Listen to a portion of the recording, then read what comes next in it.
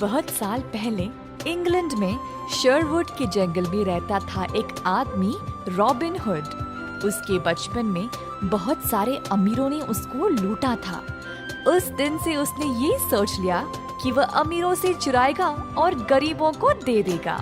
Nottingham के शरीफ ने robin को पकड़ने के लिए उसके सर पर कीमत भी लगाई थी, पर आज तक उसको कोई नहीं पकड़ पाया। रॉबिन हुड के कई बंदे थे जो उसकी सेवा करते थे और उसको अपने झुंड का लीडर बनाया था। वे मुखबिरों का काम करते थे और जब भी शेरिफ उसको पकड़ने की योजना बनाता था, रॉबिन को इस बारे में खबर पहले ही पहुंच जाया करती थी। अमीरों को शरवुड के जंगल के रास्ते से जाने को डर लगता था, क्योंकि उनको पता था कि रॉबिन उन पे हमला कर देगा। शेरिफ के ऊपर अब बहुत जोर था रॉबिन हुड को पकड़ने के लिए। वह महाराजा की मदद के लिए गया। प्रणाम महाराज, आपको तो पता होगा रॉबिन हुड के बारे में। मुझे आपके कुछ सैनिक दे दो ताकि मैं उसे पकड़ लूं। उसका कोई हक नहीं बनता अमीरों से चोरी करके उन गरीबों को दे। तुमने सही कहा, पर मैं तुम्हें अपने सैनिकों को नहीं दे सकता। रॉबिन की वजह से मैं पहले ही अपने बहुत आदमियों को खो चुका हूँ। इस मामले में मैं तुम्हारी कोई मदद नहीं कर सकता। मुझे पता है महाराज, पर कोई तो रास्ता होगा। महाराज ने साफ मना कर दिया, पर शरीफ ने हार नहीं माना। अंत में उसने एक युक्ति सूझी और महाराजा को बताया। महाराज, हम एक निशानेबाजी की प्रतियोगिता रखेंगे नॉटिंघम में।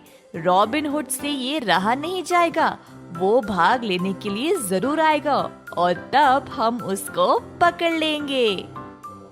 महाराजा ने जोर से ताली मारा और इस विचार से बहुत खुश हो गए।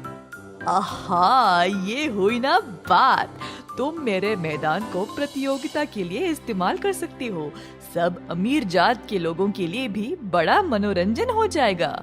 रॉबिन हुड को तो इस बार पकड़ ही लेते हैं। जल प्रतियोगिता की खबर पूरे गांव में घोषित कर दी गई। अब रॉबिन हुड एक महान निशानेबाज था। पूरे नॉटिंघम में उससे अच्छा तीर और कोई नहीं चलाता था। जब रॉबिन हुड ने ये खबर सुना तो उससे रहा नहीं गया इस प्रतियोगिता में भाग लेने के लिए।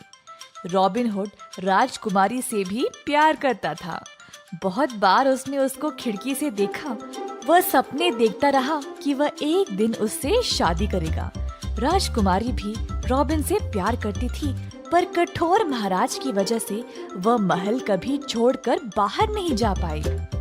रॉबिन को लगा कि ये प्रतियोगिता एक अच्छा बहाना है राजकुमारी से मिलने का। रॉबिन के सेवकों ने उसको जाने से रोकने की कोशिश की। रॉबिन, ये प्रतियोगिता तुमको पकड़ने के लिए रखा गया है। अगर तुम उधर जाओगे तो बेवकूफी होगी। पर रॉबिन हुड ने उनकी बात नहीं सुनी। वह सबको साबित करना चाहता था कि वही सबसे बड़ा और महान निशानेबाज था। उसने अपने आप को अलग रूप में तैयार किया ताकि उसको कोई पहचाने नहीं। उसने काले नकली बाल पहने, हरे कपड़े लगाए और पूरे चेहरे को ढांक लिया सिवाय उसकी आँखों के। प्रतियोगिता के दिन जोरों शोरों से बहुत भीड़ जमा हो गई। इस उत्सव में हिस्सा लेने के लिए बहुत सारे लोग भी आगे आए। शरीफ ने चुपके से सैनिक से पूछा, हे, रॉबिन आया क्या? नहीं साहब, रॉबिन के लाल बाल है, पर यहाँ पर किसी के भी लाल बाल नहीं है। लगता है वो आने से डर रहा है। प्रतियोगिता शुरू हो गई। सब लोग जय जयकार करने लगे और शर्तें लगाने लगे कि कौन जीतने वाला है। विलियम, शरीफ का एक आदमी, भी इस प्रतियोगिता में भाग ले रहा था। सबको ये प्रतियोगिता जीतना था। प्रथम पुरस्कार के बारे में घोषित किया गया। जो भी आखिरी राउंड में विजय होगा उसको महाराजा से एक सुनहरा तीर और राजकुमारी से चूमा मिलेगा। जब रॉबिन हुड ने ये सुना तो वो और भी उत्साहित हो गया जीतने के लिए। शरीफ को कुछ समझ आने से पहले ही रॉबिन ने अपने नकली बाल निकाले और जमीन पर फेंक दिया। 10 राउंड हो चुके थे और अब आखिरी राउंड बाकी था, जिसमें विजय कौन है पता लगने वाला था। विलियम ने पहला तीर चलाया, पर उसका निशाना मध्य बिंदु से थोड़ा हटके लगा। बहुत अच्छा विलियम। अब हरे कपड़े वाले की बारी थी। सारी भीड़ उसके लिए तालियां बजा रहे थे। रॉबिन ने तीर चलाया और निशाना सीधा बीच में लग गया। 1 सेकेंड में रॉबिन ने 2 और तीर चलाए जो शरीफ के आजू बाजू में लग गए। शरीफ हैरान परेशान हो गया।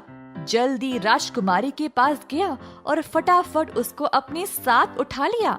दोनों दीवार कूद गए और एक घोड़ा जो उनका इंतजार कर रहा था उसके ऊपर बैठकर वहां से भाग निकले।